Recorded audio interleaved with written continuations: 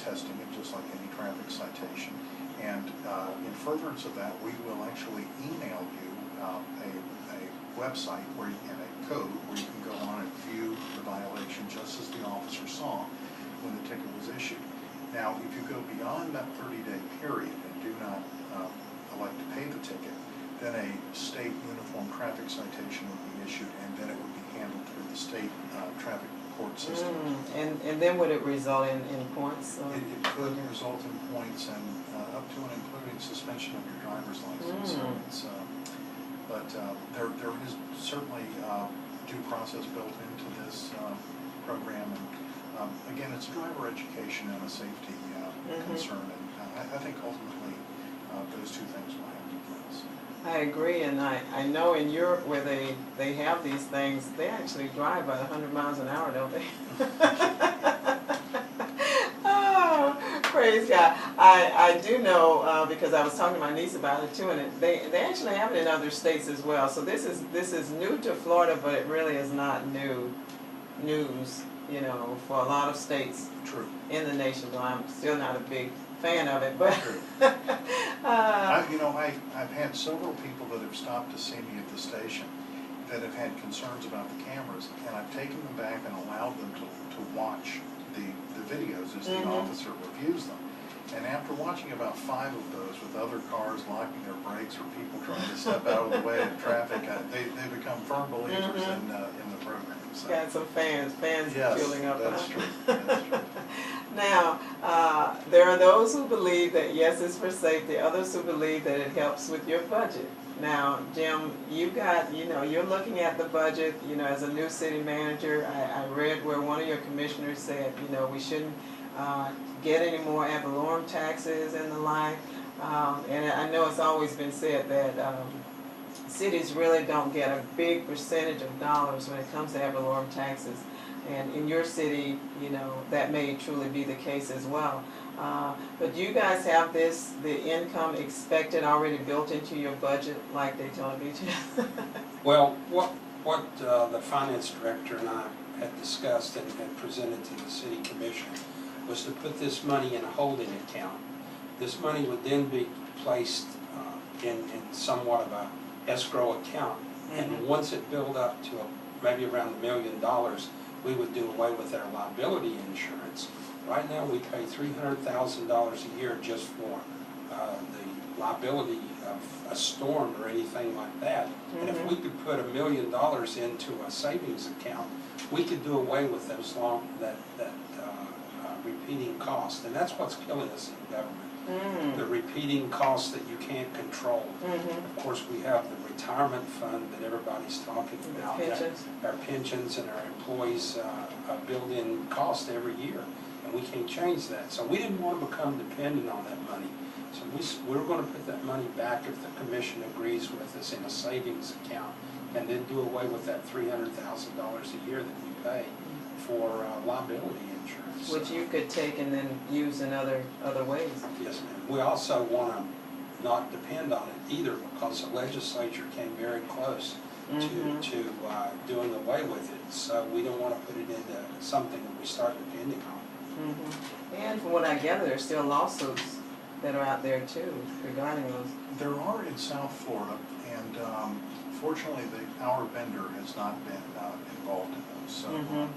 So far so good. We're in the first month of the program. I think, again, I'll say I think it will be ultimately beneficial. And but if anyone has any questions about it, they're certainly welcome to call me at the office anytime. I'll be happy to sit down and kind of explain what we're trying to do and how the program works. Okay. Now, Mr. City Manager, boy, you've got a full plate when you think about it. You've got, you know, water resources is an issue, and I know you guys are a part of the water authority with the city of Daytona Beach and a couple other cities as well. Yeah, and of course, I just read, and I didn't follow that closely, but I'm glad to see really that with the YMCA that you guys were able to work something out with them. Because our youth are really important, and it's good if there's something for them to do in your city. Well, the YMCA is just a typical example of what we're all fighting is a downturn economy. And a downturn economy usually brings out somewhat the toughest part of us. We didn't want to have to pay more money for recreation, but they couldn't continue to fund our recreation program at the level we were going. And, you know, no one wants to give up, but we compromised with the YMCA because we did care about our youth, and we also looked at the cost of doing it ourselves, and it didn't look that attractive. Right, because as I recall, you guys were, with the pool and everything you had going, it really was a costly matter, and then they came in and suggested you combine, which I'm sure helped, but they too have the same types of issues in terms of, like you said, a down economy, but you know, trying to come up with funds that can help to really meet a need. And I'm just a big believer in providing services that will help our youth. You know, when they learn how to swim, that's a plus. When they learn how to play well together, that's a plus. And when they learn how to do productive things with their time, that's a plus as well. And those are things that they learn that carry them into adulthood as well. You guys have other programs that are in place for the youth? Well, we are looking at possibly purchasing the Holly Hill Middle School. It's going to K-8, and that school will be abandoned. That's a 25-acre site. And at the going away ceremony there, everybody came up and said, can you preserve this area for open space and provide some recreation opportunity for the children in this area? And we listened to that, and the commission had me approach the school board about possibly purchasing that piece of property and preserving some open space, because it's very difficult to get open space back once it disappears. Oh, that's the truth, yes. I don't know what people in New York City would do without Central Park. We live on top of each other anyway, with fences all around our property. So we care about our citizens, and recreation is a big thing. I know that I was talking to the head of the Boys and Girls Club at their annual banquet, and they kept emphasizing, if we don't give our youth something to do that's productive, they'll find something to do. Yeah, then they become his problem. Certainly see the results of that. That's right. But one of the things that we've done for many years in the police department is we have one of the longest established, current, constantly operating police explorer programs in the state of Florida, if not the country. It dates way back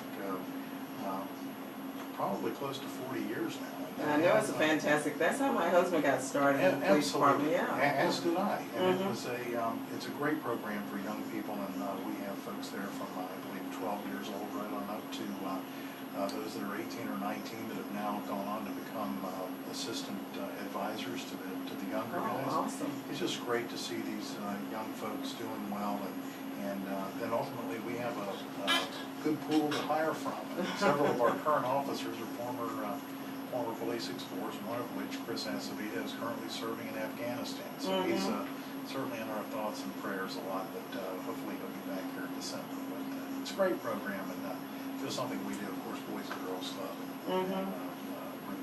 We have had the Police Athletic League. Unfortunately, it's not currently in operation, but there's still some funding remaining that I think might help in some direction. So. And it really does make a difference. I mean, and my hat's off to you guys for really exploring opportunities for these young people, because it's so key. And if your community is about family, how can you not? You know, how can you not have something for youth? And in line with that, I know you also have this dog park. Is that still going strong? Going strong. You know, it is. Yes. Oh God, I know. Does that relate to the over? I wouldn't really think about that, but I tell you, it's probably one of the most frequented parks, or most visited parks that we have. A lot of folks, a lot of friends of mine take their dogs over and spend the afternoon over there. And the park itself is actually on county property, but we through reciprocal agreement maintain some of the facilities there, so it's great. And you know, if you look around Holly Hill down on Riverside, we've got Sunrise Park, we have Ross Point Park, and I think they're just some of the most of You do scenic and have, beautiful yes, areas you do anywhere have some